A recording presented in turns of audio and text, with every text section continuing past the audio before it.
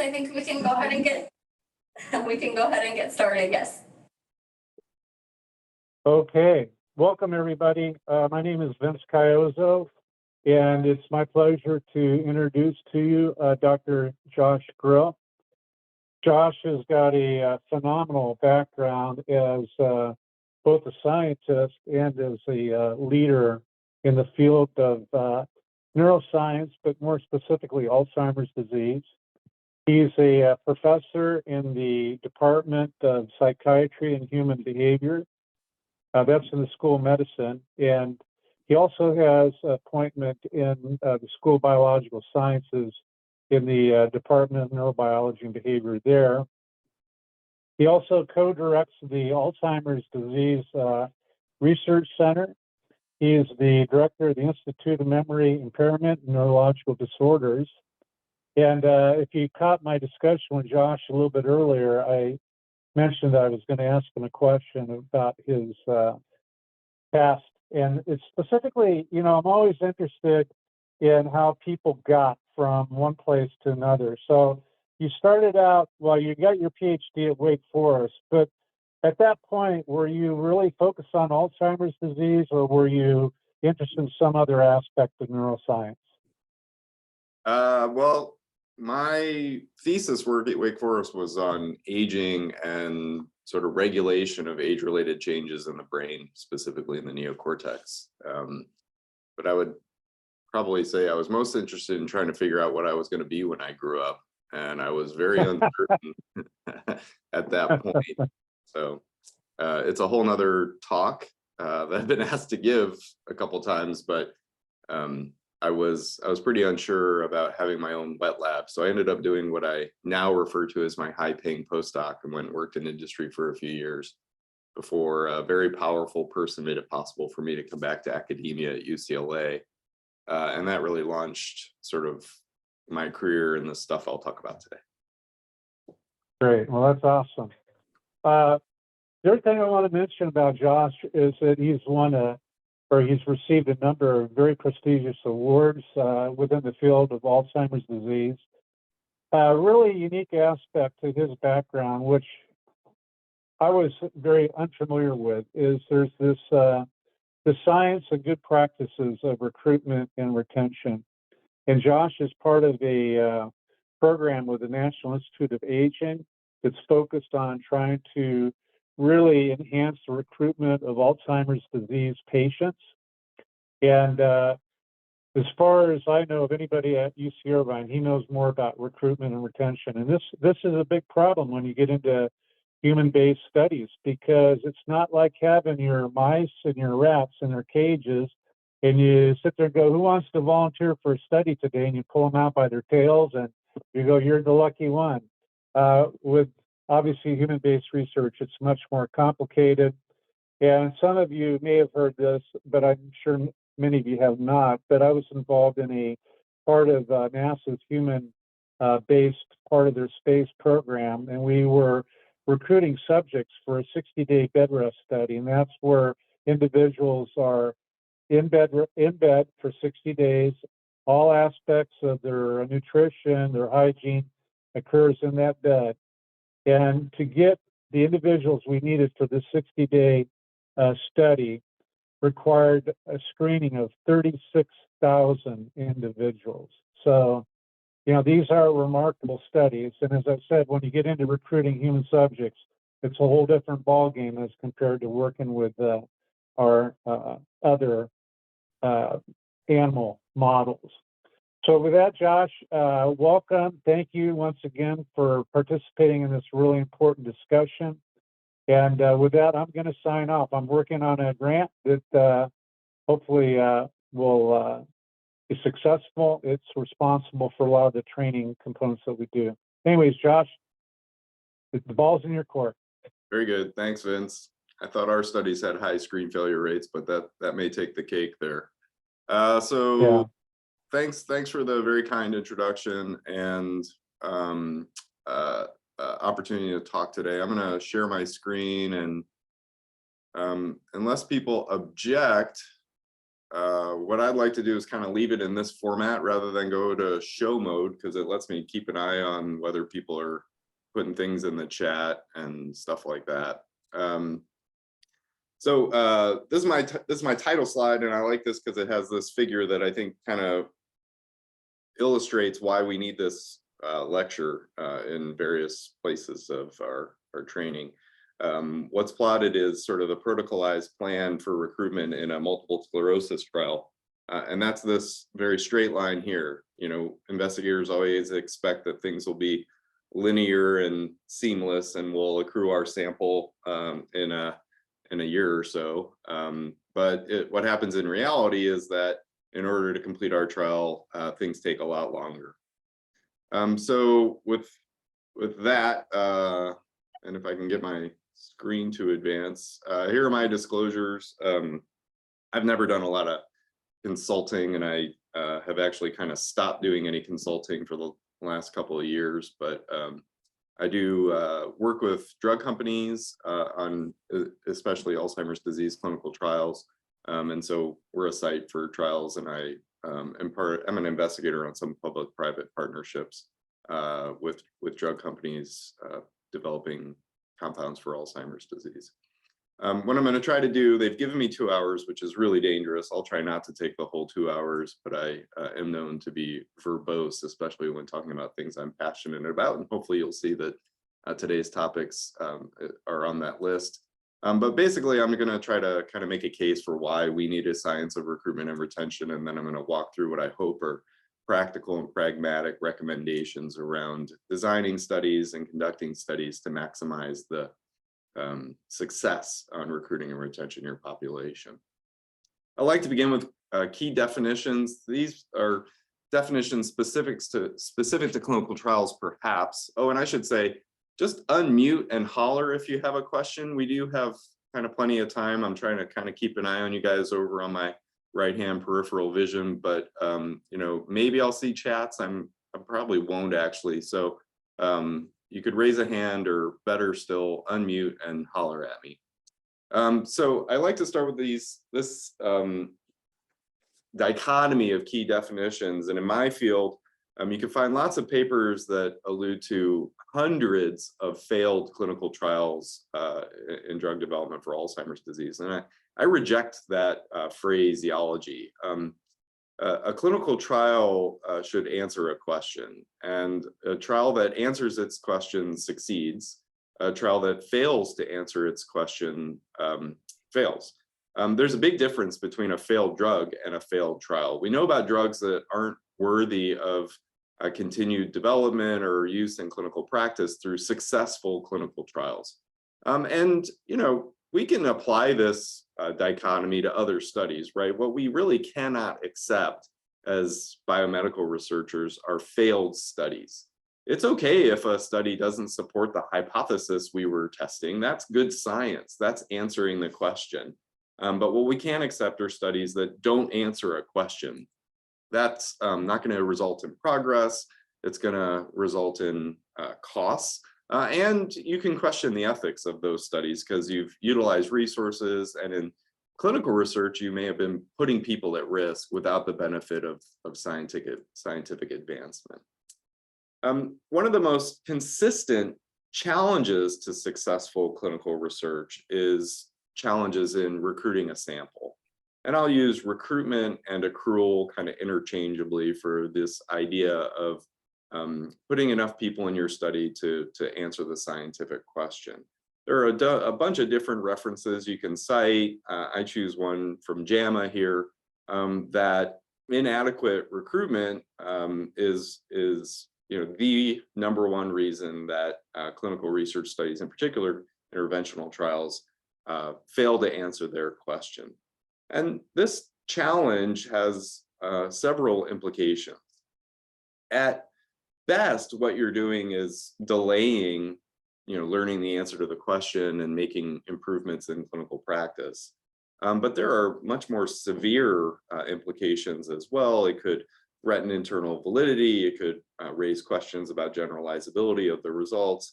And if recruitment is inadequate in ways that change the answer, it could lead to errors and disparities in treatment. Again, lots and lots of examples I could give about slow or inadequate recruitment. This comes from the stroke literature. The paper is a little dated now, but it's a slide that I had. One of the sort of industry standards for calculating multi-site trial recruitment rates is to say whether a trial successfully accrued 1 patient per site per month. And if you look at this kind of, oh, I forgot, this one needed to be animated. If you look at these trials here, oh shoot. If you look at these trials here and code them based on whether they successfully accrued just 1 patient per month per site, you can see that an overwhelming minority of those trials actually accrued 1 patient per site per month. And most were far below that. And these investigators also looked at whether this changed over time in stroke trials and showed that actually it got worse over time, in particular because what happened was, in order to keep accruing at about the same rate, trials started having more and more sites. We've done this recently for Alzheimer's disease. I'm not showing it to you, but it's the same story. Very few trials successfully recruit 1 patient per site per month. And there's been no improvements over time. In fact, if anything, it looks like trials have gotten less efficient over time. So I think this is a common occurrence, whether or not it's been quantified in various disease areas. So I think it's a common occurrence. Was that a question? Okay. There are ethical implications, and Scott Halpern at University of Pennsylvania has written some of the nicest papers about this, to slow or inadequate recruitment and greater than expected dropout. And it's basically that you're putting people at risk without the possibility of scientific advancement or knowledge gained. And the risk benefit ratio may become unacceptable in that setting. So this really kind of places the emphasis on the role of investigators, that if you want your research to be ethical, you have to do everything you can to make sure that you're going to recruit your sample in a timely way and maintain adequate retention to still be powered at the end of your study. I think another critical definition that I should emphasize is that successful recruitment isn't necessarily just getting enough people in the study. It really is a bit of a push and pull that we should feel to recruit quickly, but also to recruit a sample that enables us to answer our scientific question and produces results that are generalizable. That is, that we're recruiting a sample that is representative of the greater disease suffering population. And this is extremely challenging. It is hard to both recruit quickly and to recruit a representative sample. And I'll try to, throughout today's talk, allude to the ways that ensuring representation and inclusivity in research recruitment is challenging, and hopefully ways that we can all try to do better. So this is probably most notable when it comes to race and ethnicity. I'll show you some data later that is, again, essentially all areas of medical research do an inadequate job at recruiting diverse populations to participate in clinical research.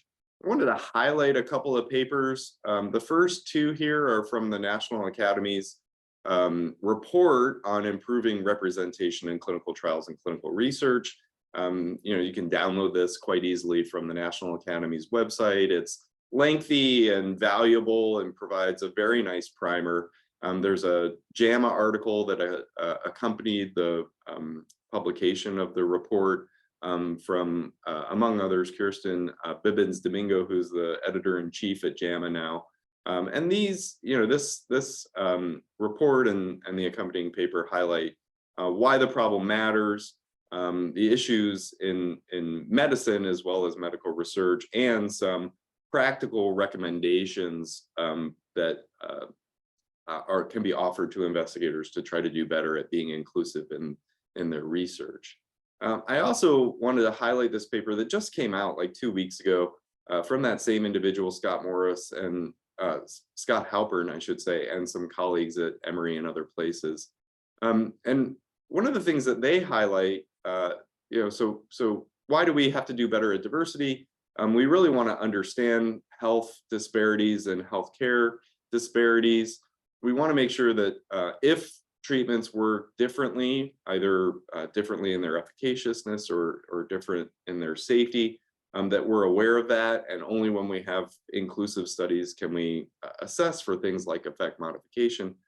But Halpern and his colleagues in this essay in the New England Journal really highlight that they actually think biological differences in treatments may be less likely and not the primary driver of why we need to do better at being inclusive. And that is the sort of rationale most often offered. But they point out that at least one study suggests that people from diverse communities are more likely to be willing to take approved therapies when they're told that the trials that tested those therapies had representation of people like them in the trials. And so they really highlight the role of trust and trust in medical research and trust in willingness to take drugs as a reason to do better in diversity. I subscribe to a sort of all of the above philosophy. There are many, many, many reasons that we need to do better. And only with strong emphasis in thinking about how we design studies, as well as thinking about how we recruit to them, will we be able to do that. So now I'm going to start walking through sort of some practical considerations and recommendations for how you can do better at recruiting to your studies. And it begins with designing your study. There's no point that's too early in the design phase to start thinking about recruitment. And really this boils down to grant writing or thinking about how you're going to fund your study, because those are going to be key decisions to whether you succeed or not in recruitment as well. But you don't want to design a study that no one's willing to participate in, right? So everyone can think of important scientific questions, like I want to know whether CSF proteins change on a daily basis over 6 months. So I'm going to design a study that invites people to have lumbar puncture every day, 5 days a week for the next 6 months. That's a pretty tough ask, right? And I'm being hyperbolic in order to make a point, but investigators have high science goals, but those goals need to align with what people are willing and not willing to do. So it's really important when you're designing the study to consider the perspective of the type of people you're hoping will enroll in that study. And there's many ways to do this. You can most easily go to the literature and look for papers from people who study facilitators and barriers to participation. You can do things like put together patient advocacy groups or talk to patients in your clinic or their family members about what they are and aren't willing to do in the setting of a research study. This is something we've been focusing on a lot lately. You really have to think quite conscientiously, deliberately about the eligibility criteria that you're going to utilize to design, to define who can and cannot participate in your study. Again, we have competing goals when we assign our inclusion and exclusion criteria for a clinical research study. First and foremost, we want to make sure that the population we're enrolling in the study is representative of the group we're trying to help. So we're likely to have criteria to ensure that people suffer from the disease we study and not from other things in order to make sure we answer our question. We often really want to minimize type 1 errors in studies. So we're thinking particularly about enrolling a population who's likely to benefit from the therapy we're studying if that therapy is indeed beneficial. But this, again, often produces narrowing criteria, and those criteria will inherently limit the degree to which our data generalize to the larger disease suffering population. And so this produces competing interests, and the FDA has actually recommended that inclusion and exclusion criteria can and should be adjusted through the course of development. You might apply narrower criteria in the early stages of drug development to try to make sure you're minimizing type 1 error and make sure you're answering a scientific question that focuses around efficacy. Well, early in disease, early in development, you're not going to study on efficacy, but later in the development, you're going to focus on efficacy. And there, broader criteria may be more important to ensuring that efficacy is true for other people in the disease suffering population who might not be included in your trials. I should highlight the difference between efficacy and effectiveness. Late stage clinical trials really set out to test efficacy.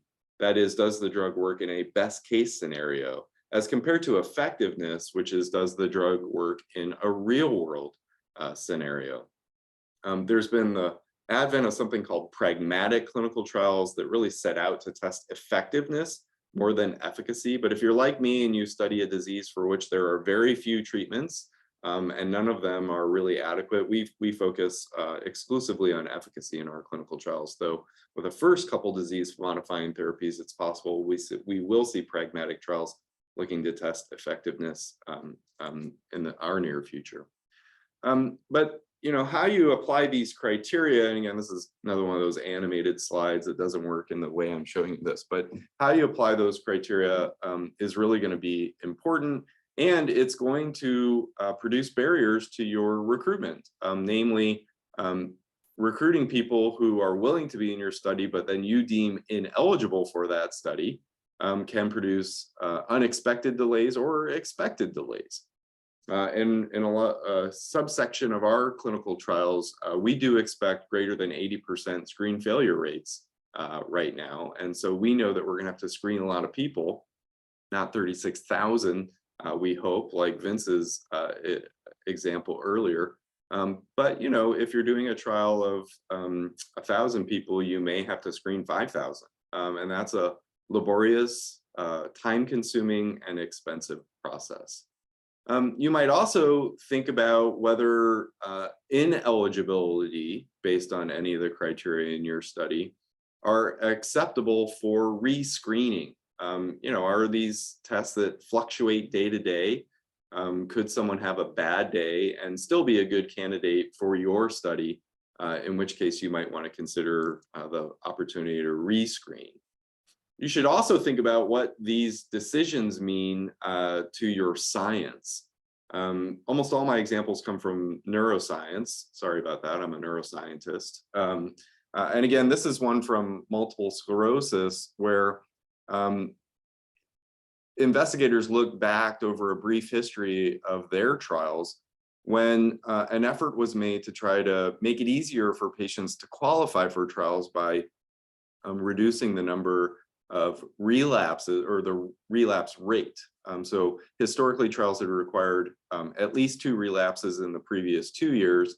And in order to make it easier for people to qualify for trials, they moved to 1 relapse in 1 year. And what's plotted here is the annualized relapse rate within those trials based on which criteria they use. So hopefully you can see that change reduced the observed rates of relapses among people assigned to placebo in these clinical trials. Why does that matter? Because most of these trials were powered to show a change in relapse rate. So while they were trying to make it easier for people to qualify for the trial, what they sort of inadvertently did was reduced their power for showing drug effects because people in the trials were less often having the primary outcome that they were trying to change. So again, the point here is that we have to balance our efforts to make it easier for people to be in our trials and our science. And that can often be a difficult balance to strike. I was really honored to be a part of a work group sponsored by the National Institutes of Health. I co-chaired a working group at this workshop as a person focused on geriatrics, and my co-chair was a pediatrician. So it was really fun and really informative for me. The workshop was called Inclusion Across the Lifespan. There's a paper in JAMA from this too, and the report is easily accessible on the web.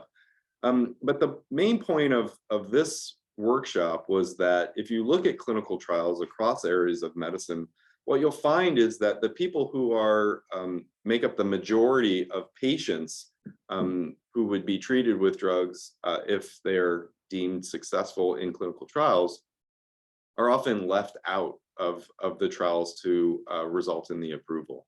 So older people are some of the best examples.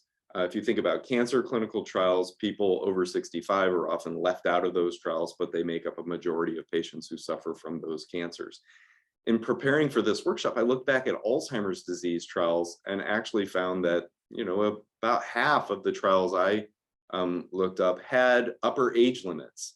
It might be 80, it might be 85, but 80% of people with Alzheimer's disease are over the age of 65, and we think of the risk of disease as continuing to increase with increasing age. So even in an age-related disease, we had exclusion of people who really would make up the bulk of individuals who would ultimately be treated with those drugs. It's true on the other end of the spectrum as well, and my colleagues from pediatrics really opened my eyes to some of the challenges in pediatrics research. And here there was also a focus on how this can differ a lot in diverse communities.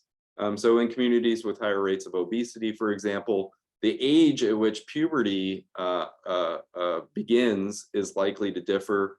There's some evidence for social determinants of health changing the age of onset for puberty as well. And so using age criteria to study medications that are critical in periods of development or in relation to puberty, those age criteria may inadvertently leave out certain communities and populations, potentially contributing to healthcare disparities then. So I can't really speak too thoughtfully about the pediatric side, but I think the principles here, and I love the rallying cry that came from this meeting, and rather than thinking about protecting people from research, we should think about protecting people through research, and that requires their inclusion in our studies. I mentioned that we've been kind of looking at this in Alzheimer's disease now, in particular with a focus on racial and ethnic groups, and we've shown that non-white and Hispanic groups are far less likely to qualify for clinical trials in Alzheimer's disease. These are data from a prevention clinical trial, and there's some confounding that I won't take time to explain in this study, but in one of the first and largest prevention trials that we actually just finished after about a decade, we showed that Asians, Blacks, and Hispanics were all less likely to qualify based on our preliminary screening assessment, which involved trying to confirm that someone was cognitively normal. And I think this probably speaks to cultural bias in our tests that we use to determine that. And then we saw that those groups were all less likely to qualify for a biological assessment based on a brain scan that determined whether someone was at the very earliest stages of Alzheimer's disease. So the early exclusion could confound the later exclusion, but I don't think it actually did. I think we're seeing racial and ethnic differences in the frequency of our biological tests for Alzheimer's disease. And this is a paper we're getting ready to submit any day now, looking at 10,000 subjects screened across 4 late phase clinical trials. Rather than Alzheimer's prevention, this was Alzheimer's treatment, and it fits with some other things in the literature. So we have to think about the implications of our criteria in numerous ways. Are we going to produce differential rates of eligibility among subgroups?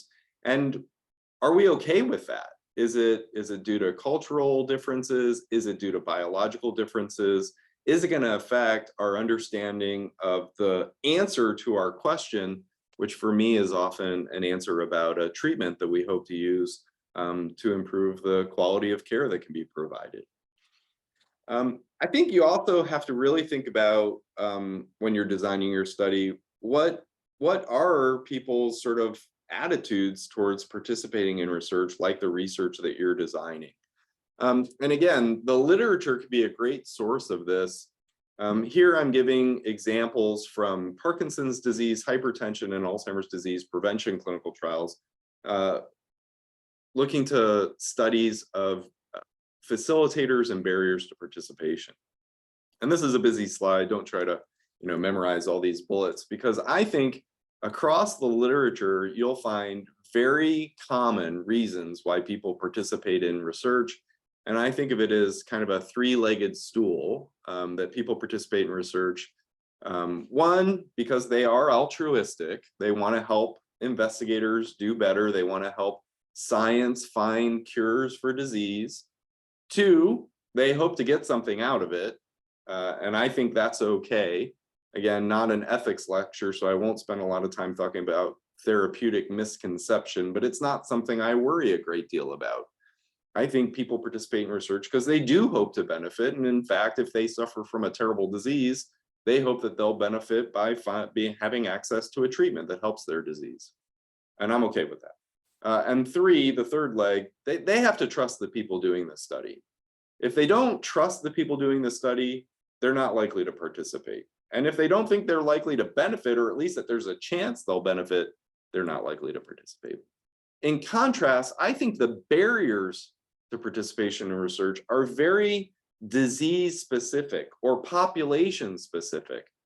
Soccer moms who have jobs and kids to take to practice and also have MS have different barriers to participation than 80-year-olds who are retired and live in an assisted living facility who are living with Alzheimer's disease. So the point here is just to say that you really have to know your population that you want to study and the barriers that they face to participating in the study that you are designing, and then try to minimize those barriers to the greatest extent possible. You also have to know who is the key decision maker to participating in your study. I really love this illustration. These are data, they're actually about medical decision making, but they apply very much to clinical research decision making as well. And it's from my field, Alzheimer's disease. It's by one of my mentors, Jason Karlawish at the University of Pennsylvania. And it's articulating who is involved in the decision and how much through the course of Alzheimer's disease. So the x-axis is a very kind of common tool for measuring global cognitive performance, the mini mental state exam, or MMSE. A 30 is perfect. So this is the most the least severe disease that a person with Alzheimer's disease can have at the far left. And what's plotted is who's involved in the decision. These darker blue circles are the patient sort of deciding on their own. And you can see that through the course of the disease, what begins as a relatively low proportion becomes essentially floored out. And if we look at the role of the caregiver, we see that in about half of patients with Alzheimer's disease, it starts as a joint decision between the person with the disease and their loved one. But by the end of the disease, even that is exceedingly rare. And what happens through the course of the disease is that the caregiver's role increases over time. And this just makes good sense, but it means that when you're designing your study, you have to think about the caregiver being involved in the decision whether or not to participate as much as you have to think about the patient. And obviously, if you're thinking about pediatric research, you're thinking about parents. If you have informant-based assessments, you're going to inherently have more than one person who's involved in that decision. So making it as easy for those people to say yes is a good idea. Again, these are a little bit dated now, but these are old data from when telemedicine was a very new thing, obviously pre-pandemic, showing that incorporating telemedicine visits could make it much easier for people to participate in your study, even if that study required them coming to the medical center for things like scans or infusions. There might be opportunities for those interim visits to become remote in their approach, depending on what the goals were. And then again, Jason has some really cool papers borrowing tactics from market research to look at how people value differential opportunities. This is something called a conjoint design, where caregivers of people with Alzheimer's disease assess their willingness to participate in vignettes. And they altered the levels of particular factors to measure the utility of different things that might be offered to try to improve people's willingness to participate. And what you can see, there was a negative control in the study. If a drug being tested at higher risk that produced disutility, people were less willing to participate in the far left. But then things like having visits at home and providing transportation increased people's willingness to participate. That is, they offered utility. But you can see that offering home visits and car service was really no better than offering either one. I'm going to spend a minute talking about this one. This was the probability that a person enrolled in the trial would have a greater chance of being assigned to active treatment compared to a placebo. We call that alternate allocation. It's a very common approach to try to make clinical trials more appealing. And most of the studies that support alternate allocation strictly for the purpose of improving recruitment are like this one. They measured utility or willingness on some sort of scale, like a Likert response, and showed that people were more willing if there was a greater chance of getting active medication. However, I never recommend that someone use alternate allocation strictly for the reason of improving recruitment. There are several reasons for that. One, if you're going to use alternate allocation and have a greater probability that someone gets access to drug compared to placebo, you're inherently increasing the sample size required because you don't get to decrease the number of people assigned to placebo. You're going to need to maintain the same placebo group size. And so you're increasing the total sample size, which makes it harder to recruit. It's harder to recruit more people than it is to recruit less people. And so Steve Edlin, who's I don't know if he's a biostatistician or an epidemiologist at UCSD, but he did this really nice sort of empirical assessment of the rate of recruitment improvement you would need in order for a study that incorporated alternate allocation to actually accrue faster than one that just did one-to-one allocation and had a smaller sample size. So this is going to bring potentially delays to your study, and obviously the biggest driver of cost of a study is the total number of subjects, so it's going to bring extra cost as well. For industry trials, this may make sense. They may say we're willing to do this because if it accrues faster, according to Dr. Edlin, 4% or 12% faster, then time is money, and that's time potentially with a commercially available product, and that makes good sense. For academicians, this is rarely going to make sense. There are situations where alternate allocation may make good sense.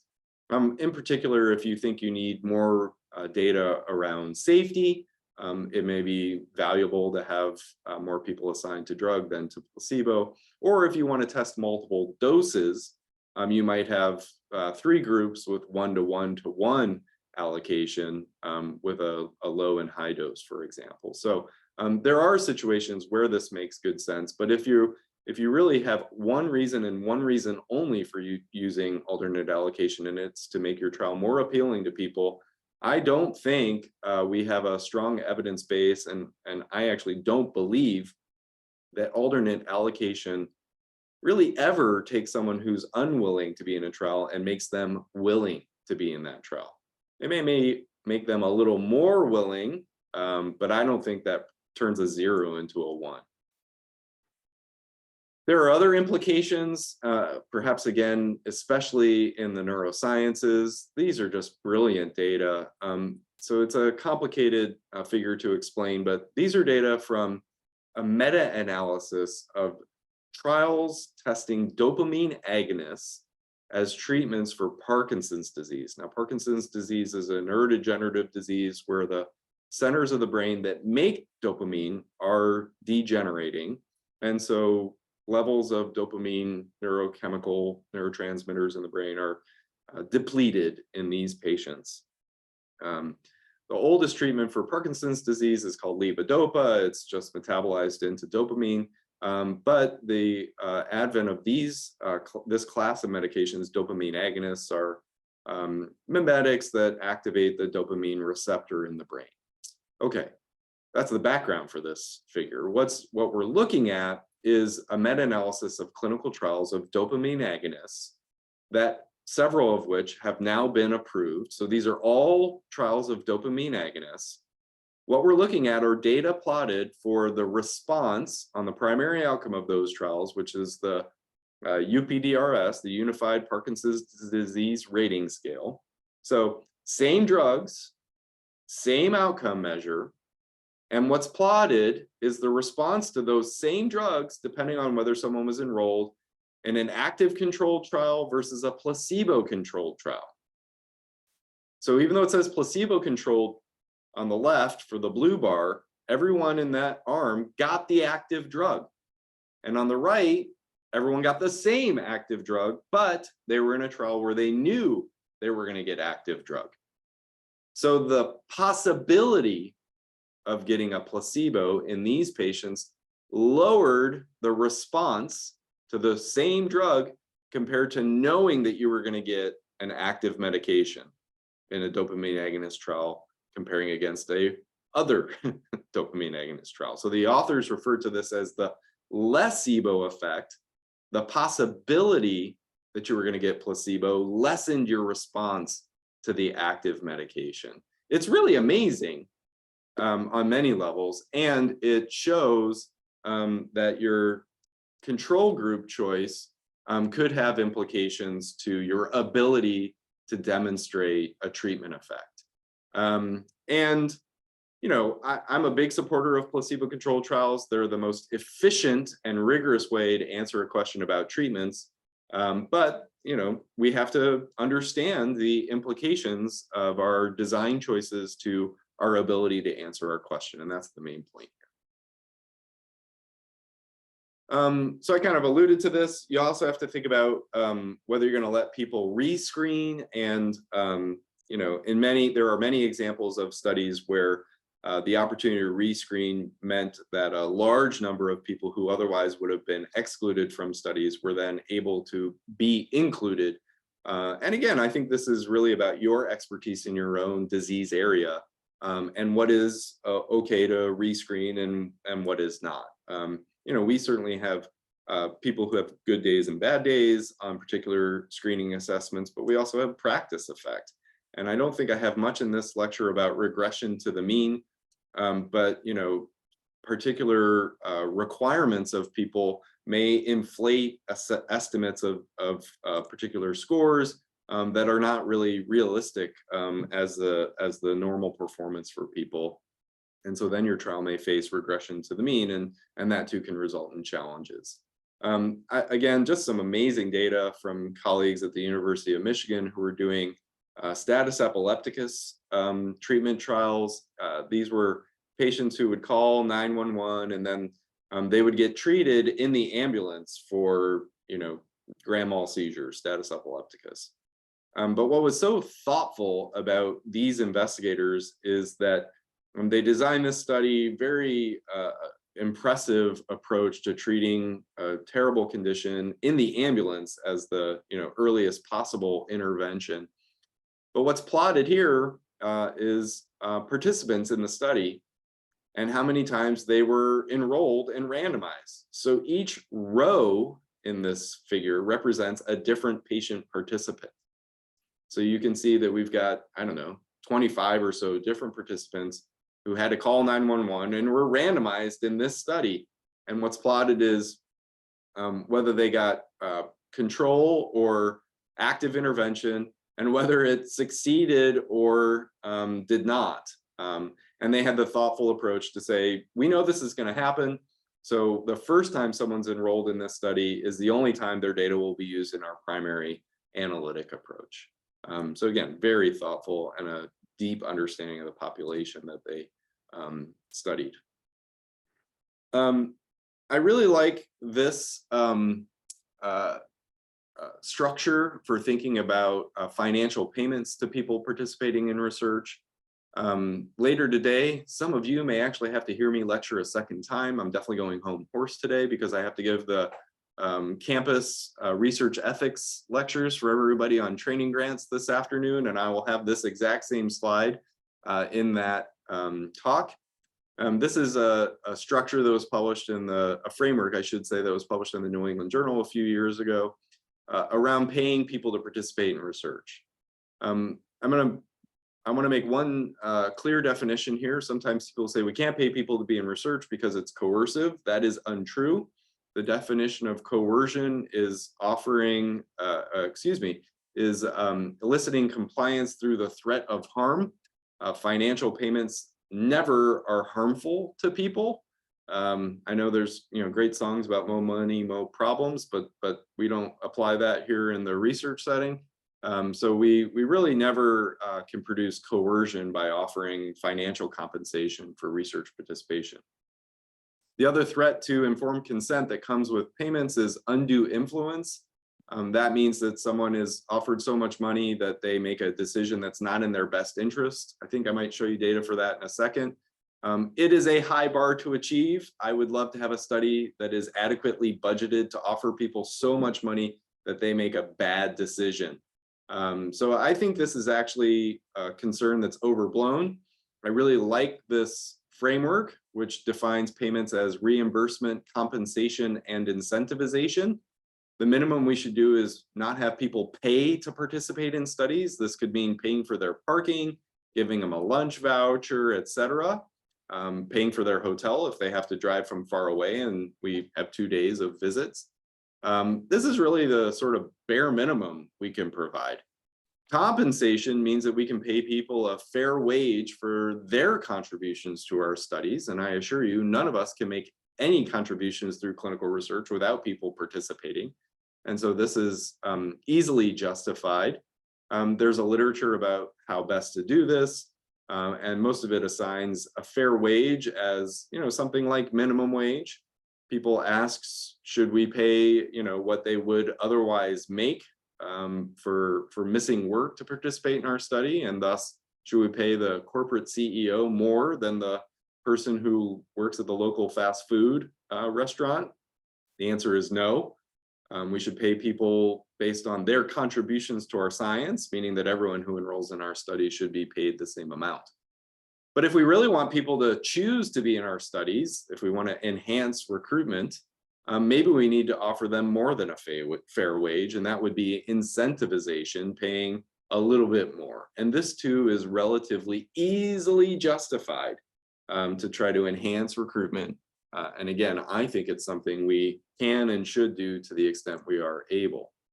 The literature I alluded to around whether financial payments produce undue influence. I'm citing more work from Scott Halpern at Penn, did some really cool projects looking at whether you could produce an interaction effect when considering people's willingness, their risk tolerance, and the amount you pay, and showed that as you would expect, people's willingness to participate in studies goes up as you increase financial compensation, but that there is no interaction effect with their risk tolerance based on how you describe adverse effects or risk of adverse events in a clinical study. So again, you pay people more, they're more willing, but they don't reach a point where they're willing to make decisions that aren't in their own best interest. And you can think about this from a more practical standpoint as well. The table at the bottom was actually different financial payments to physicians, inviting them to complete a survey, showing that a higher incentive amount produced more responses, but wasn't more cost effective. And so you can think practically about how you're going to compensate people based on your own studies as well. These are some of our data from a few years ago, looking at people's willingness to participate in AD prevention trials. And while financial incentives did increase people's willingness, they were less effective than other incentives, namely giving people's research data back to them. Essentially, every return of individual results and returning overall study results was deemed more valuable to people considering participation in an Alzheimer's prevention clinical trial in one of our studies. Other things are perhaps obvious, but still necessary to say. If you're doing a clinical research study, people can't participate in it unless they know about it. So you should think about ways to increase participation, increase awareness of your study unfortunately, it's still true in clinical trials that the majority of participants are the patients of the investigator who's doing the study. Those investigators really want to do their study, and they have access to a population that's appropriate for it, and they're pretty good at referring to their own studies. I have sad stories of working in a hallway with multiple physicians who I would try to remind daily to refer to our studies, but once they were in the clinic with their patient, they rarely remember to do that. So a lot of my career, I've been trying to find ways to reach patients through other channels besides their treating clinician. There are ways you can do this. You can go to advocacy groups. You can place brochures in places where those patients might see them. We've been doing work around Google ads and Facebook ads. You can do paid ads in the local paper, on the radio, et cetera, et cetera, et cetera. And all of these things may be worth trying, and certainly worth exploring the literature to see what has worked in the population of interest to you and what has not. The electronic health record really should carry us to doing much better. And UCI is home to some pretty impressive data scientists who are trying to explore this. And through the ICTS, you can try to connect with those data scientists and informaticians. But again, there is a growing literature about the value of the electronic health record, as well as some of the risks that come with the electronic health record as a recruitment tool. Again, these are dated data, but it showed that an automatic flag in the EHR for ankle breaks was more effective than the nurses on staff being alerted to the study and trying to capture everybody that way. We're doing work in social media now with things like boosted Facebook ads and Facebook advertisements. This is particularly relevant for me because although I've never had a Facebook account, I'm told that it's decreasing its popularity among young people, but a mainstay for older fogies like me. And so we are still exploring Facebook ads as a way to try to reach people independent of other channels. But there's some writings about the ethics of this too. Some of these things, it's ridiculous to have to say out loud, but we do. You shouldn't pretend to be a person suffering from disease to gain access to disease support groups or chat groups, what have you. You should still try to respect privacy. All of these efforts still require IRB approval. And Facebook actually, or now it's Meta, has dramatically increased and is constantly changing their terms of agreement and requirements for trying to post ads and target people through their platform. There's also these great opportunities through other technologies. Someone asked about TikTok. Yeah, for sure. Although, I'm not a politician, and I heard on the radio today that the state of Montana is trying to ban TikTok. So I won't be able to speak knowledgeably about that. But I think the point here is that there's a variety of social media outlets and other technology outlets that may give you an opportunity to try to reach the patients you're most interested in, including in your study. They may also be able to improve the way you do your study. This was an animated slide, but most of the world's population, and certainly the US population, now have mobile phones and even smartphones, which is how a lot of older people access social media. But these create, tremendous opportunities to, one, try to reach people to recruit them, and two, make it easier to do your study. If you can collect data on a smartwatch, it may be easier for you to buy smartwatches to give to people to be in your study compared to having them come in for visits every week or every month. This is one of my real research heroes, Ray Dorsey. He's a neurologist at University of Rochester. He led the Huntington's disease study group for a few years. wrote a very nice paper on 21st century clinical trials several years ago now. But he also had one of the first Apple Research Kit apps where he did a study of, I think it was tens of thousands of people. He's a movement disorder neurologist, and they were doing a finger tap task on their Apple iPhone. And only a subset of them actually had Parkinson's disease, but he had the most robust control data set ever. And again, people are using these things now to try to diagnose and track seizures and headaches and other things that really can make it easier to do your study.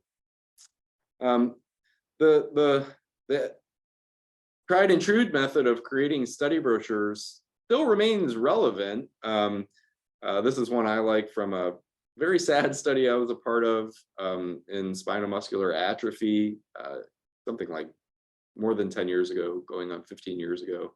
Thankfully, there have been new genetic therapies developed for spinal muscular atrophy, which was a fatal disease for infants, and now kids are living, and counting, which is really exciting. But I was part of a biomarker study to really characterize biological changes in these babies. And we produced brochures and actually onesies that said super baby, like the one in the cartoon for the participants in this study. But these brochures and making brochures is still a worthy endeavor.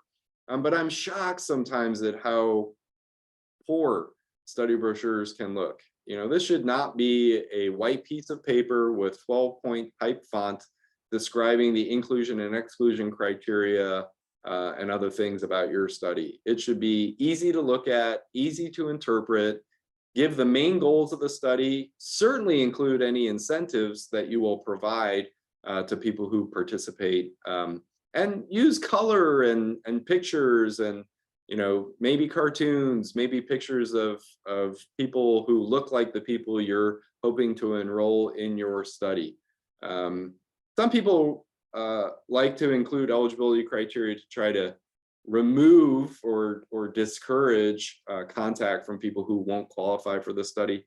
As a recruitment scientist, I actually urge people not to do that. I think you want people to want to be in your study. And if you have to turn some people away by phone, that's worth doing. Some obvious things, age criteria might be worth including, but I think you have to be very careful. Can your brochures actually affect your science? Here's a study to suggest the answer could be yes. This was a study of college kids kind of thinking about participating in a psychology study. And depending on whether the brochure advertised for memory enhancement or not, they saw more or less memory enhancement in the research, the empirical research they collected from people recruited through these different brochures. Is that a sample bias as compared to an impact on people's performance? You can't say from these data, but perhaps reason to think about what you put in your brochure. The good thing about brochures is that they can be leave behinds.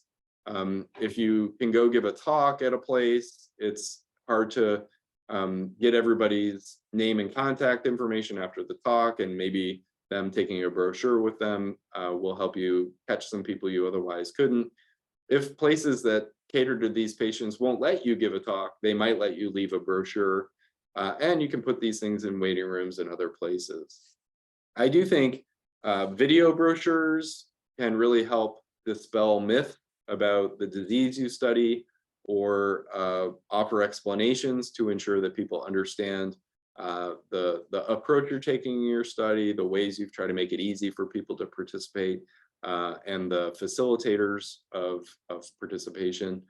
This is a video describing a condition, myasthenia gravis, that I was a part of some studies earlier in my career. There were two videos that were produced, one to explain the disease and one to explain the study. I like these kind of animated approaches. So that in this one, the hand actually draws the explanations and cartoons and stuff like that. It was relatively high production value, and I thought pretty compelling. The single biggest intervention that I believe improves recruitment is earned media. meaning it's something you can't actually guarantee you can make happen for your study. So I have already alluded to a study that took 10 years, an Alzheimer's prevention trial, one of the first and largest. It was called the Anti-Amyloid and Asymptomatic Alzheimer's Study, or A4 study. I moved to UCI in 2015. When I arrived, we had one person enrolled in the study. Her name is Paula Hunter, and she's the woman in this picture.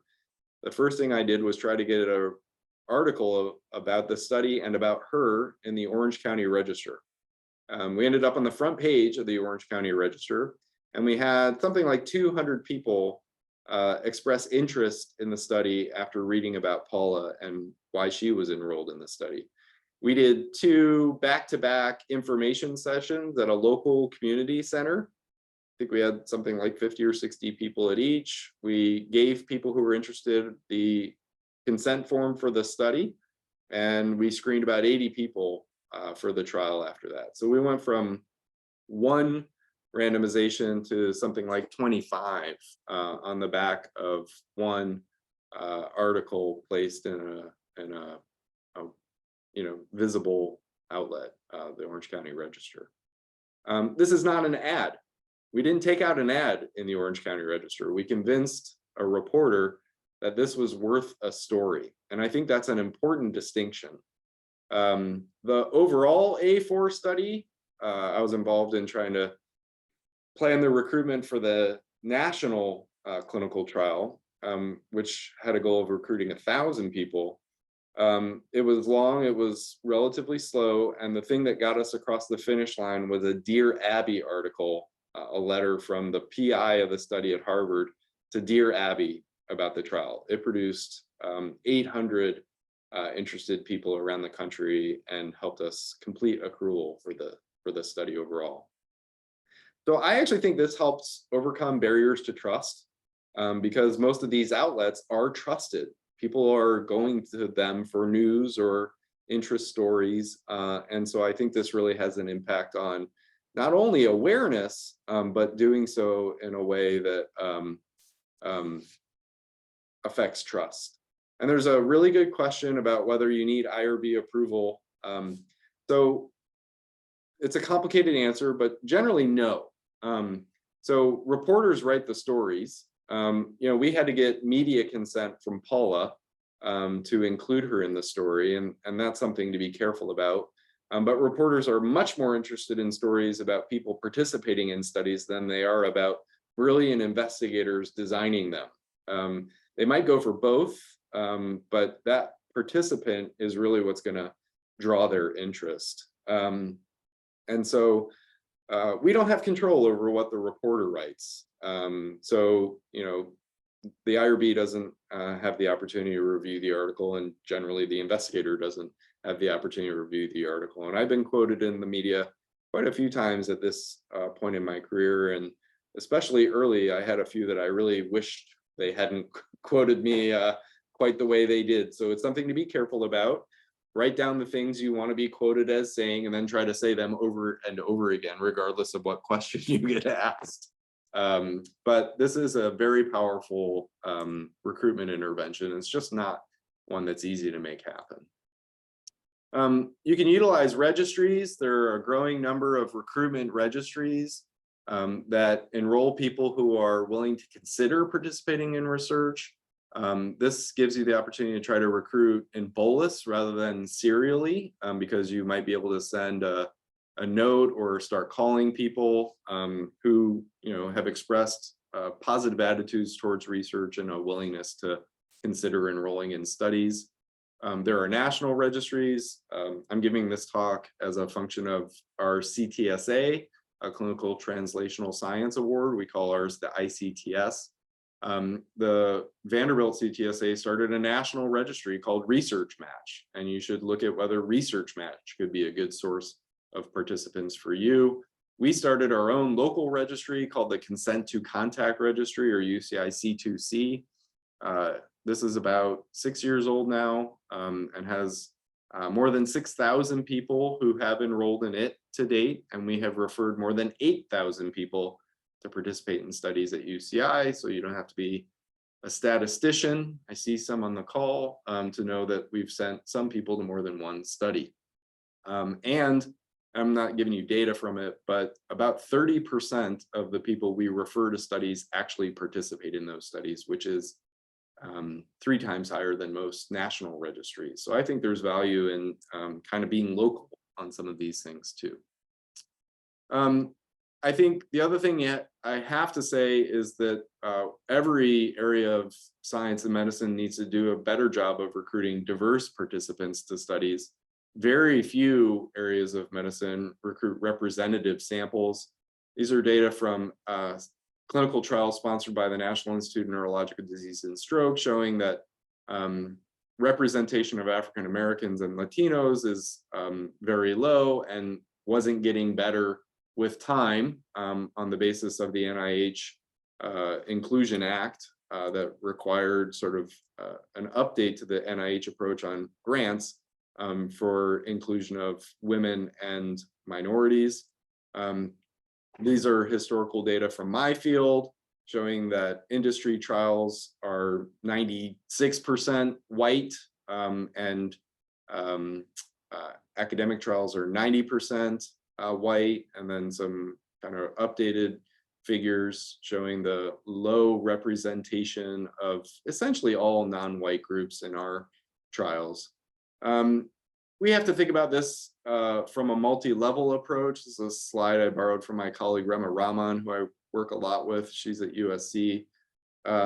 We together co-lead the recruitment unit, or now we call it the Recruitment, Engagement, and Retention Unit for the NIA-funded Alzheimer's Disease Clinical Trial Network, that's called ACTC. You know, there are infrastructural barriers to diverse representation.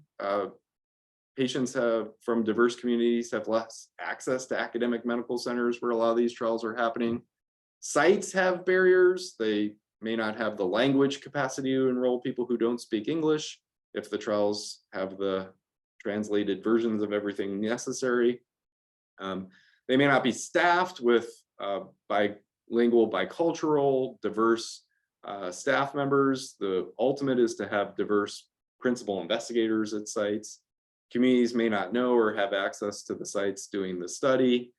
Trust and distrust are common. There may be community-based stigma about the disease that's being studied. We may differentially exclude people from communities, as I pointed to earlier, or have added requirements that are greater challenges for people from diverse communities or people from lower socioeconomic status. And in Alzheimer's disease, we have the added challenge of always recruiting not 1, but 2 people. And so we know that in diverse communities, adult children are even more common than in whites to be caregiving a parent with Alzheimer's disease. And in those diverse communities, they may have less opportunity to take the day off to participate in our study. So we have to really think about this from a multi-level standpoint. But also we know that there are greater trust barriers to overcome in diverse communities. I've taken a little bit of heat for publishing papers with titles like African Americans are less willing to participate in Alzheimer's prevention trials than whites. But I stand by that, and I actually don't think it should be surprising. And I titled some of my papers as a reaction to some other papers I had seen that suggested people from diverse communities were just as willing as whites to participate when invited. I don't think it's as simple as we need to invite people more. I think we have to do better. And that, again, is going to require addressing the many levels of barriers that exist. These are actually data from our C2C registry, where we asked 9 questions about willingness. They're listed here. And a scientist in our group, Christian Salazar, who's an epidemiologist and a disparities researcher, then sort of created a scenario for what it takes to enroll in an Alzheimer's prevention trial, and show that among people in the C2C, the non-white group was less willing to do the things that were needed to enroll in an Alzheimer's prevention trial with a common design. So again, this is not an accusatory finding at all. It's a way of saying it's not just ask more. We have to do more than just ask people from diverse communities we have to gain trust and be trustworthy. We have to design studies that are easier to say yes to, and we have to be present in the community. We have to invest in long-term relationships. And there's a great literature that I don't have time to get into today that says all these things even better than I can. These are just kind of more of our data from a different study looking at how people from Black and African American communities evaluate participation in a clinical trial. And in this study, we showed that Blacks rated essentially every piece of the decision as being, quote unquote, more important than their non-Hispanic white counterparts. Again, just speaking to the fact that they're going to scrutinize things because understandably, trust is lower in diverse communities. And again, come back this afternoon or come to the Hampkin Auditorium this afternoon if you want to hear more about that, because it's in our my ethics lecture. And again, another contribution from us about what the goals should be for diverse representation in our clinical trials. Again, a bit of a reaction to some papers that came out that said we had to power clinical trials to look at effect modification by race and ethnicity. I do not believe that. I don't think that's possible or appropriate. We power clinical trials to show a difference between drug and placebo or drug A and drug B. And we really can't power to show effect modification. What we need to do is ensure representation in our trials so that we can look for hints at whether there's effect modification, and then do additional studies if that's warranted. And again, I point back to the New England Journal essay from the earlier slides, that we also want to be able to tell patients that they were represented in these trials and that we have a sense of whether the drug works the same or differently in them compared to the majority of people who might have been in the trial. And the other thing that's in this essay that echoes the National Academy's report that I pointed to earlier is that, you know, we have to hold ourselves accountable and that everyone involved in these processes needs to hold themselves accountable.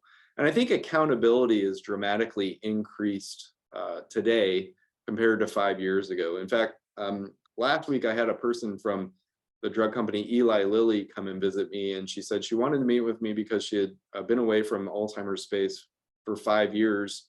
But 5 years ago, she met with me and I was talking about the importance of inclusion in our clinical trials. And now everyone else agreed with me, which I was kind of delighted to hear that she remembered that. But, you know, there are people who've been talking about the importance of inclusion for a long time now, certainly longer than I have. But there are people who didn't used to care who now care.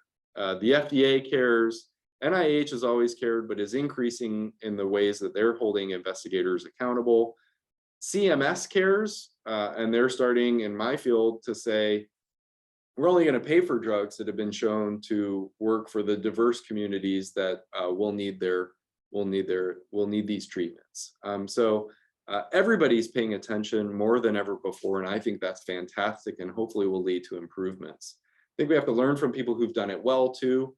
The COVID vaccine trials did a great job, in part by stopping accrual for non-Hispanic whites to ensure that they were going to have representation of diverse communities in those trials. And I've heard anecdotes that that was actually a strong recommendation from Francis Collins, the director of NIH, before he recently retired, to Moderna and other sponsors of those trials.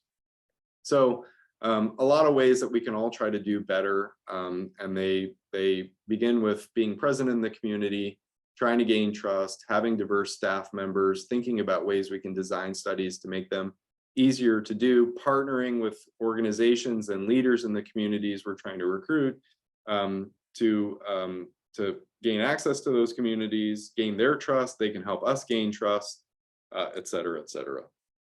So if you do all this, your trial will recruit quickly. No, I'm only kidding. It'll still be really, really hard. And what can you do if you face slow accrual? You can really think about what is resulting in the slowness. Is it that you're recruiting a lot of people, but few people are qualifying? And then can you think about what criteria are excluding people and can you change them? Can you find new ways to try to reach out to people? Can you find new sources of participants that you weren't utilizing before? Or do you think you need to adjust your entire approach to go from a single site study to a 2-site study, or go from a 5-site study to a 10-site study? This is often a very difficult thing to try to make happen, unless you can find added money, but it may be what you need. So I'm going to turn toward retention. I'm over where I thought I would be time-wise, but I'll try to be efficient in talking about retention. I would say this is every bit as important as is recruitment. And some of the challenges I described earlier to our science, to our ethics, they're true for dropout and retention as much as they are, if not more, compared to recruitment. Again, thinking about sort of what the literature tells us, these are a collection of clinical trials we analyzed, oh gosh, now a long time ago, from our field in Alzheimer's disease. Most Alzheimer's disease clinical trials power for a 10% per year dropout or an overall 20% dropout. And so using that 20% dividing line, here we plotted sort of a, well, once upon a time it was a traffic light. It looks like the colors have changed in this iteration, but if you can see my mouse, only these trials in gray are above that 80% dropout rate for statistical power, and everything else in the yellow and below it represents potentially greater than expected dropout. So what does this mean? It means that we powered the trial to show a particular drug effect, and unless the drug effect is greater than expected, which doesn't happen very much, all of these trials could fail to demonstrate a significant benefit if one exists because of greater than expected loss to follow-up or dropout. So that's a big problem, right? The problems, these are some data from my graduate student who's amazing, Marina Ritchie, looking at the relationship in Alzheimer's disease trials between trial duration and dropout. This may seem really obvious, but the longer your trial, the greater the dropout you need to power for.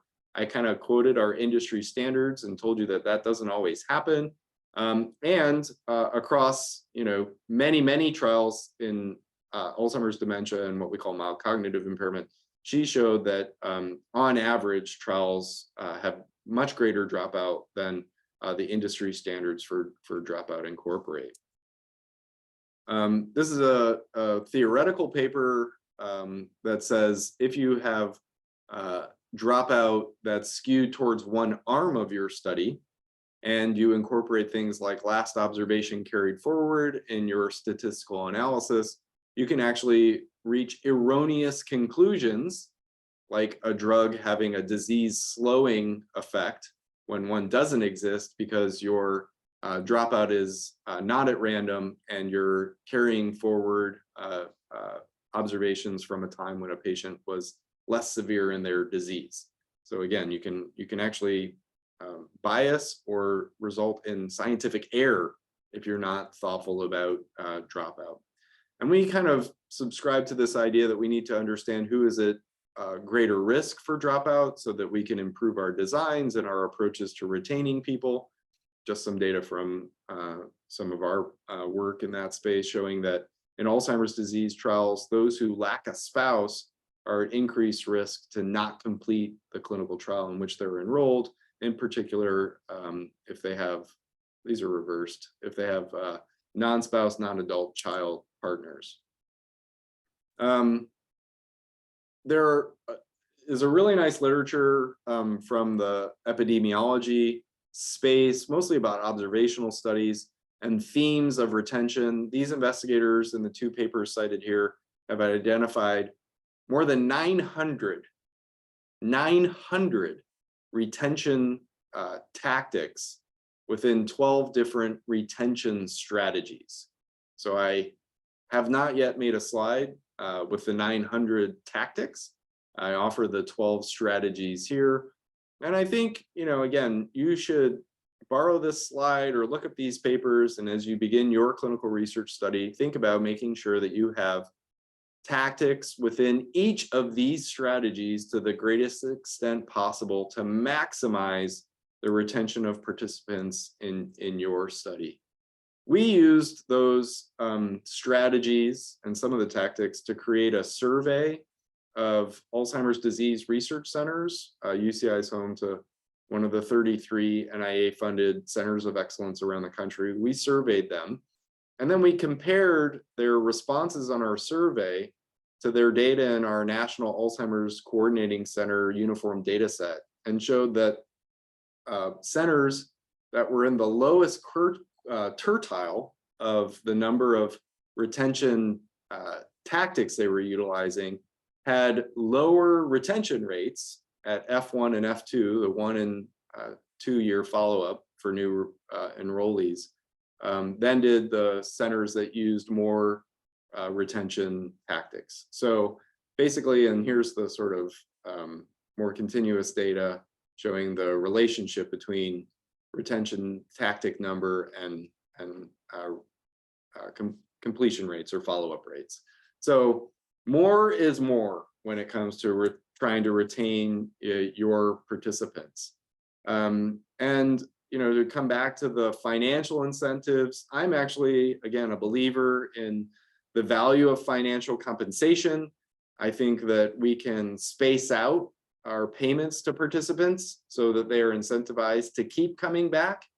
And I have very few ethical problems with things like completion bonuses. So pay people, periodically to be in your study, and then pay them a little more for making it to the end of the study. As long as we offer those things fairly across participants within a study, I'm okay with that. These are empirical data that, remind me to talk about this more than anything, because it was a very, very low financial compensation that was used, looking at different patterns of payment, paying consistently, paying increasing over time, paying at a U shape, more to get in and more to finish compared to the middle, surprising people with extra payments, or letting them choose your own adventure. Everybody remember those books? Letting them choose which of these they subscribe to. This was a very low amount of money, so I'm not convinced people in this study saw a difference between any of these, but there's an ongoing effort to try to understand the value of these different approaches. So many of the recommendations about recruitment are true for retention as well. If your design is very burdensome on participants, they may not realize what they're in for. They may think they can do it, but then change their mind. And your job is to make it as easy for them to finish the study as possible, while also making sure you answer your scientific question. I think about this when we're enrolling people. If it's really hard to get people to schedule their screening visit because of the many things they have going on in their lives, or because of the challenges they face to being in the study, they may not be a good recruitment. They may be a risk for dropout, and it may not be worth enrolling them in the study. You may want to try to talk them out of screening for the study. I showed you data around study partner type. We almost never exclude someone based on the study partner that they have.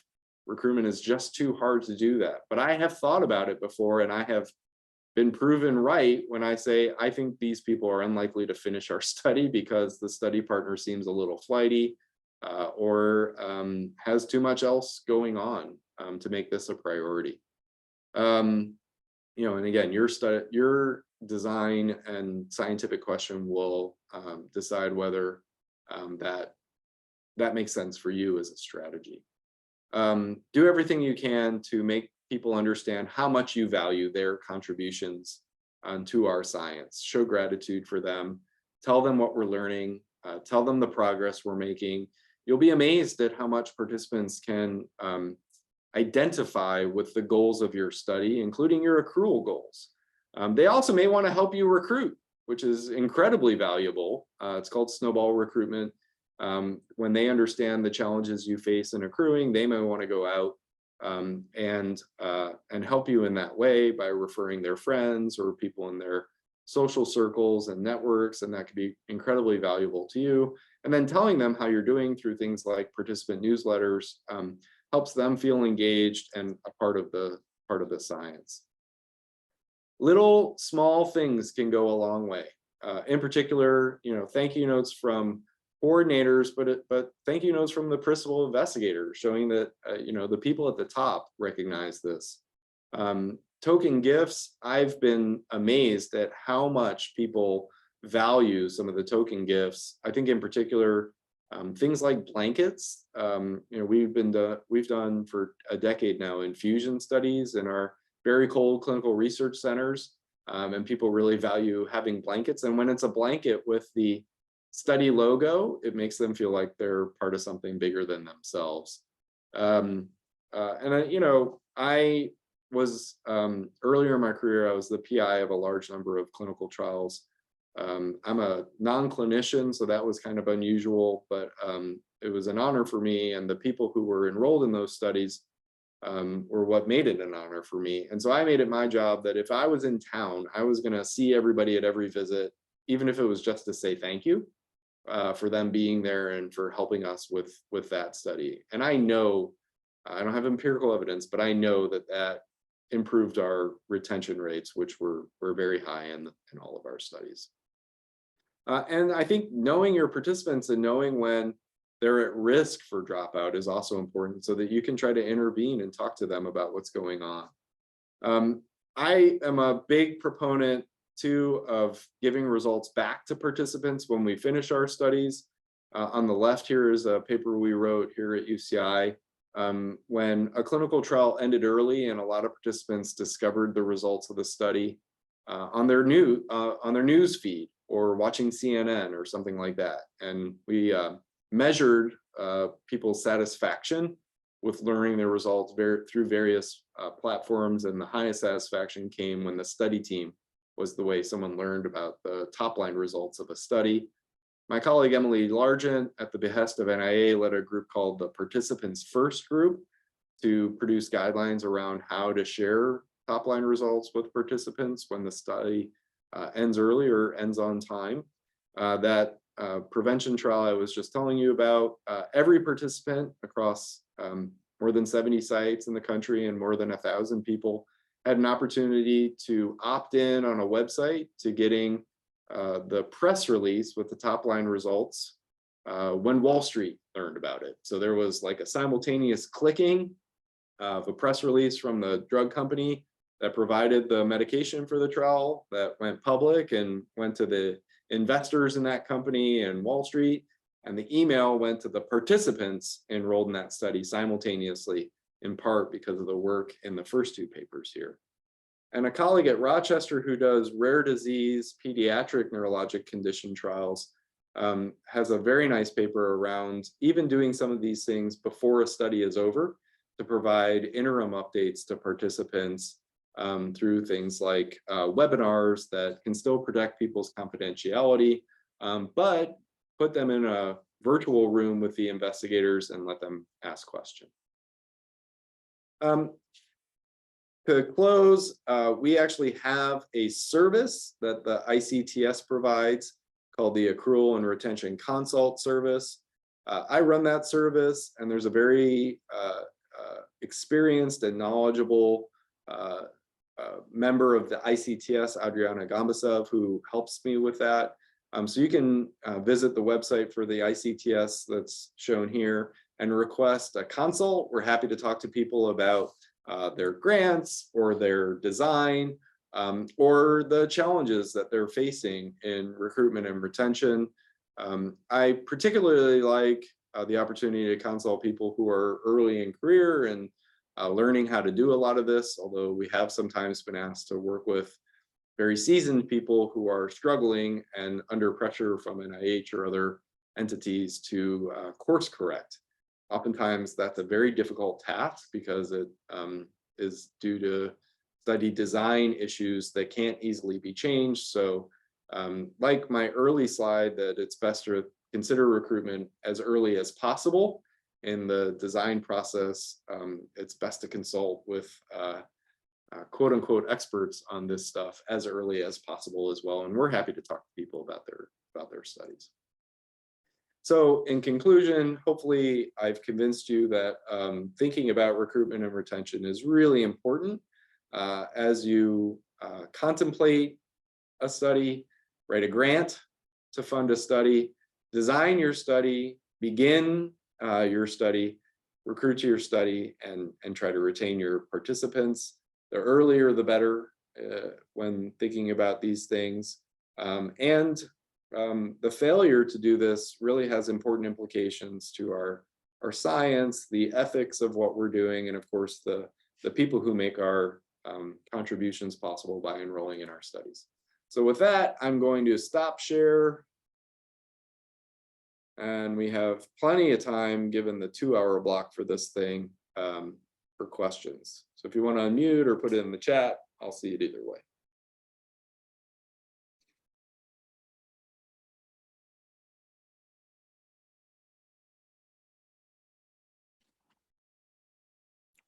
Or you can have 24 minutes back in your day. Hi, Dr. Grill. My name is Biblia Cha. I'm at the School of Medicine. Thank you so much for the talk. It was really helpful.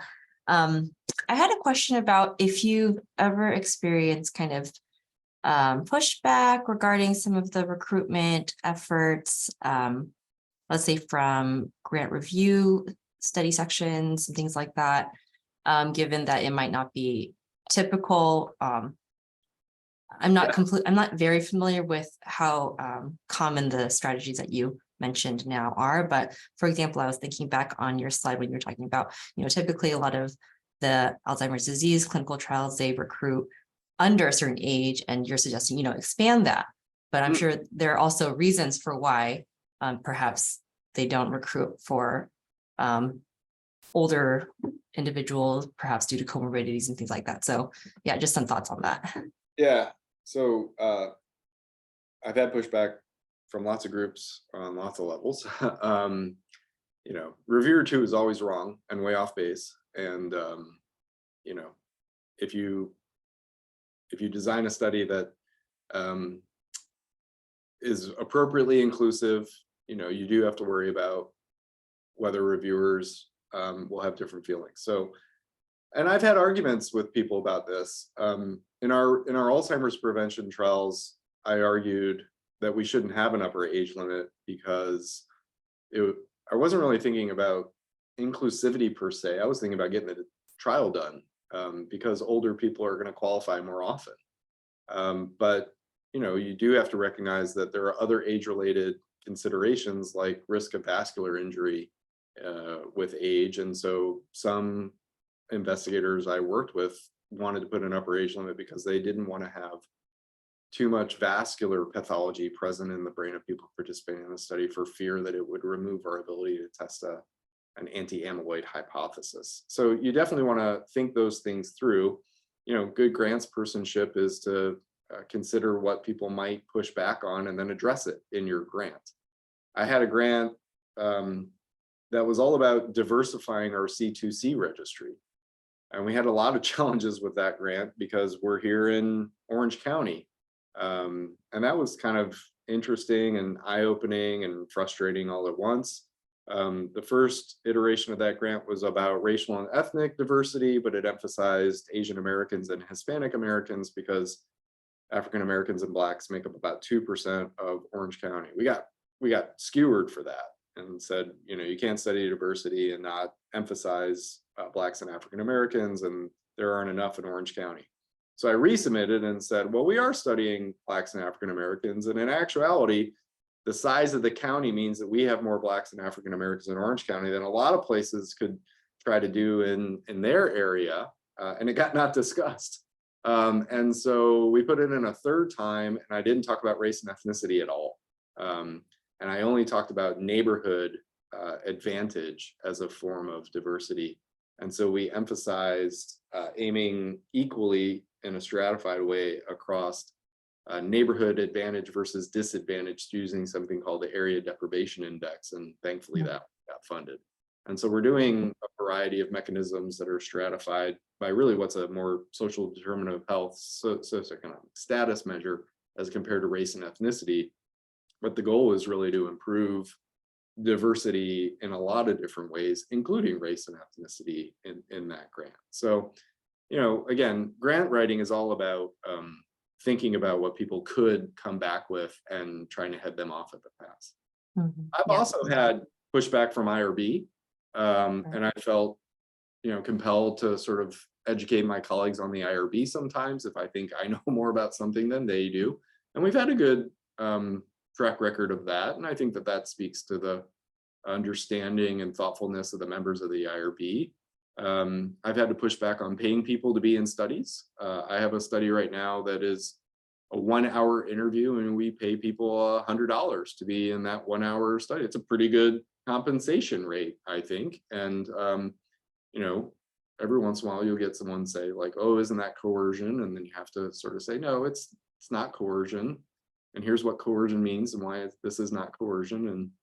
And is it undue influence? No, I don't think so. I don't think I don't think there's a lot of risk with being in the study, and we wrote it into our grant budget to pay them this much. And we're trying to reach people who we don't normally reach. That interview study is intended to be a quarter non-Hispanic white, a quarter Hispanic, a quarter African-American Black, and a quarter non-Hispanic Asian. So we really are trying to reach in the communities we don't normally reach and give them a reason to help us learn something by participating in that study.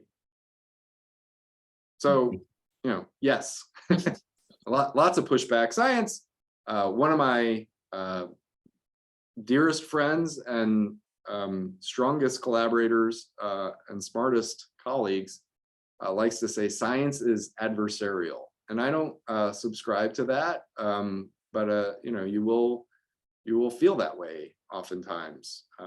People react strongly in science and often push back just as strongly, and you need to be ready to defend your ideas and your beliefs and your approach. Make sure you feel confident about them, and then stand up for them. Thank you. See, one question and I consumed almost 10 minutes. Isn't that impressive, right? Yeah, the infamous Joshua. Yeah. I wanted to ask you about, you mentioned briefly about there being trust being one of the barriers to getting some people from the lower represented groups.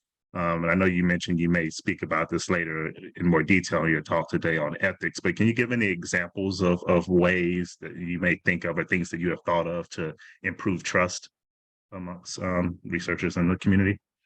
Yeah, I mean, I think the most important one is to be visible in the community. And, other people have written sort of literal guidebooks on this, that you start by giving something, being present and giving something to the community.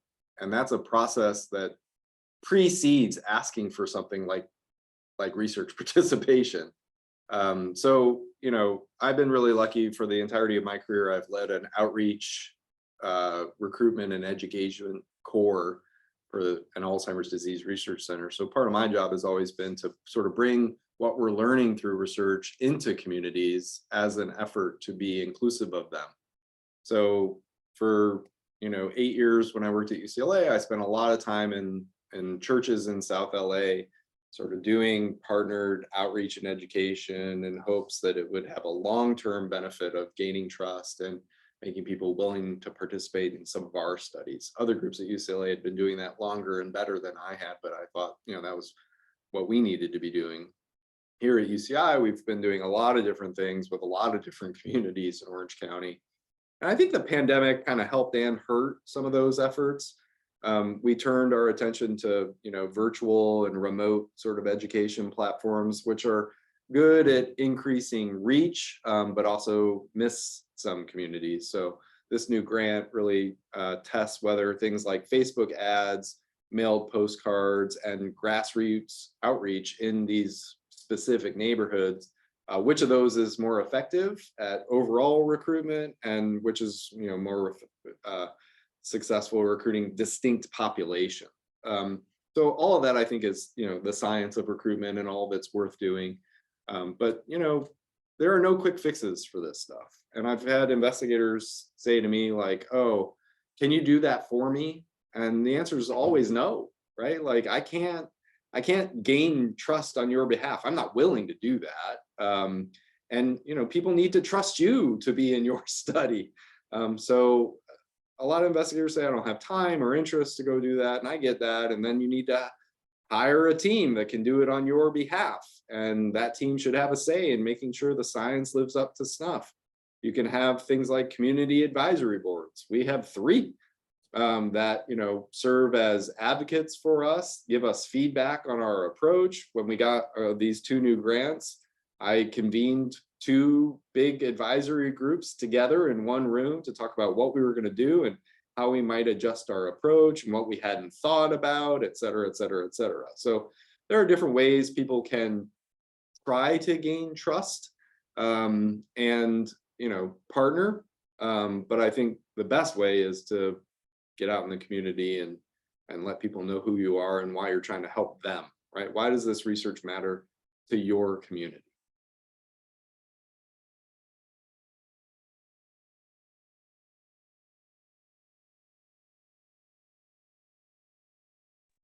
Good morning, Dr. Grill.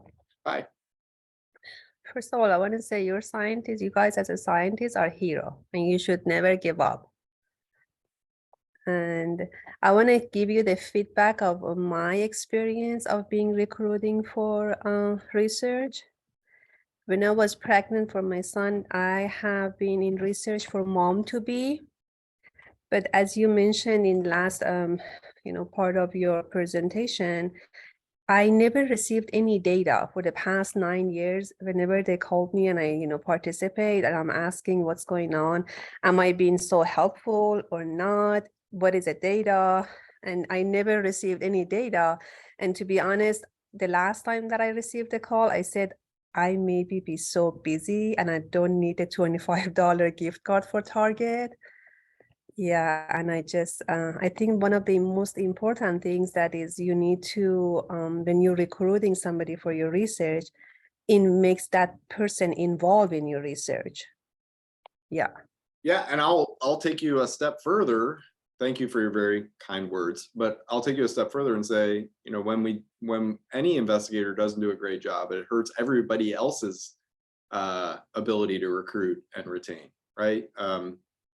Especially when it comes to recruiting diverse populations. I have great fears around this. We've been showing that we are differentially excluding people from Black, Asian, and Hispanic communities in some of our Alzheimer's disease clinical trials. And here at UCI, I'm not too worried about it. We try to keep people engaged. We think about other studies we can put them in. But nationally, I have great fears around this, that these folks are, recruited through some effortful approach only to be told, oh, you don't qualify, thanks very much, have a nice life. And then they go back into their community and say, oh, they didn't want me. And people are less willing to do that the next time they're invited, or their friends and family say, well, I'm not going because they didn't want my cousin or my uncle or whatever it is. So, the damage done by one bad study is very hard to overcome, right? One bad example. And we have many more than one bad example. And again, this is like my ethics lecture later today. There are numerous examples of investigators behaving badly. And that is part of why we have such distrust in many communities of medicine and science. And so, it's difficult to overcome. And again, you were in a study, you were giving and made major important contributions, and nobody told you what they were. And I think that probably, you made clear it affected your willingness to keep participating in the study, but it might have affected your willingness to be in other studies too. And we've definitely encountered that in our efforts to recruit. People say, oh, I'm not being a study, I had a bad experience, XYZ. And so, it's tough. It's tough. It's not a 1-to-1 ratio. We need way more positive experiences to counteract one bad experience.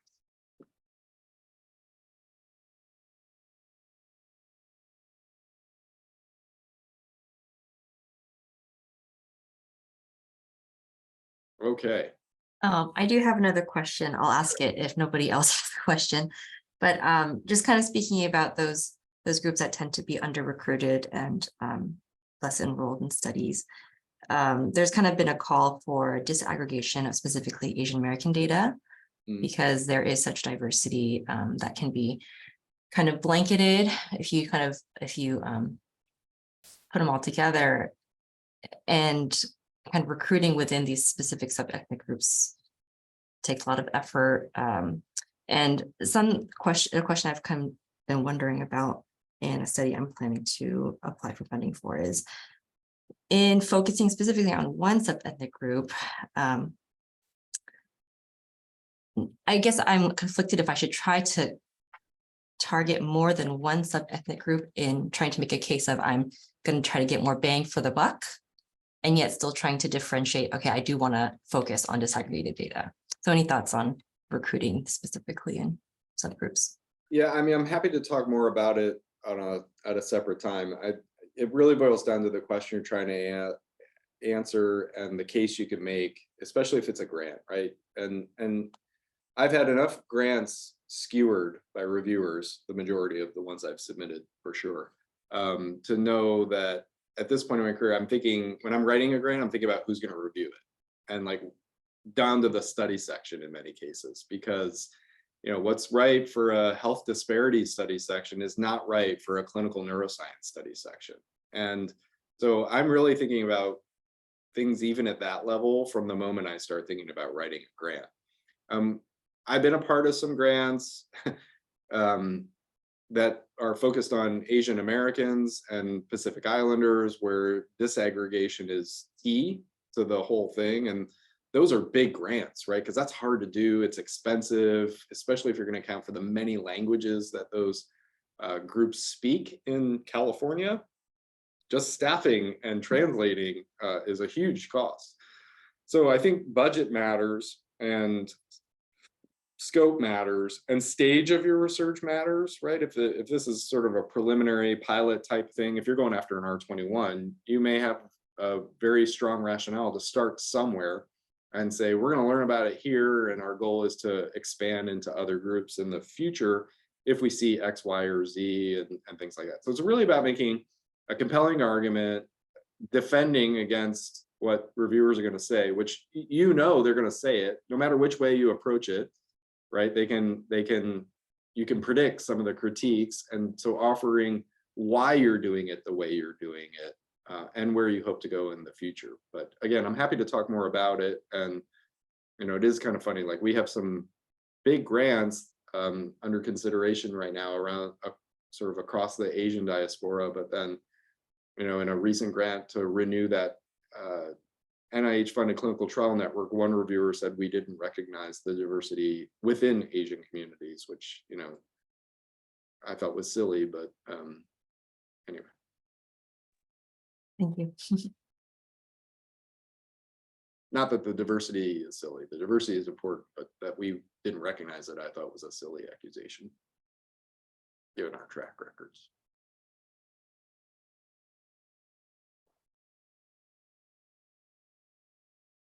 Okay. Any other questions? You should zoom in and out when you echo like that. I noticed that earlier too. Okay, so maybe I'll see some folks this afternoon over at Tamkin. Thank you so much. As I mentioned in the chat, we're sending out an evaluation. If you could take a minute to fill that out for us, that would be great. And we'll circulate the recording once it's available. Thank you so much for everybody that attended. Thank you, Dr. Grill. Have a good day. You too. Have a good day.